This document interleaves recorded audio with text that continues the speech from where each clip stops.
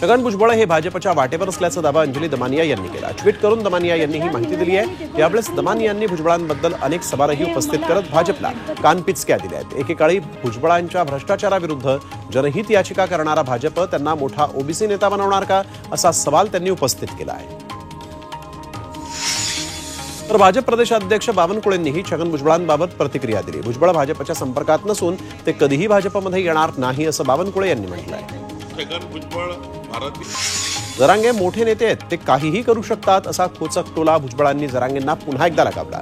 जरांगेंनी काल बजेटमधून आरक्षण देण्याची मागणी केली, हे मला कधी सुचलं नाही, असं वक्तव्य भुजबळांनी केलं। मुख्यमंत्र्यांच्या भेटीनंतर मराठा समाजानं विजयोत्सव साजरा केलेला आहे, मग पुन्हा उपोषण कशासाठी, असा सवाल राज ठाकरेंनी उपस्थित केला। आरक्षणाच्या मुद्द्यावर मनोज जरांगेंनी दोनदा उपोषण केलं आणि त्यानंतर अध्यादेश आला, त्यातून नेमकं काय मिळालं हे कोणालाच कळलेलं नाही। अमृत नोनी आर्थो प्लस, ये एक प्रूवन फॉर्मूला है। इसमें मौजूद नोनी फल के गुण और आयुर्वेदिक जड़ी बूटियां शरीर को जरूरी पोषक तत्व देने के साथ साथ हड्डियों और जोड़ों के घिसने, उनमें होने वाले सूजन और दर्द को रोकने में मदद करता है। दर्द मुक्त जीवन के लिए अमृत नोनी आर्थो प्लस। मात्र अध्यादेशानंतर विजयोत्सव साजरा होत असेल तर पुन्हा उपोषण कशासाठी, हे समजण्यापलीकडचं आहे, असंही ठाकरेंनी म्हटलं आहे।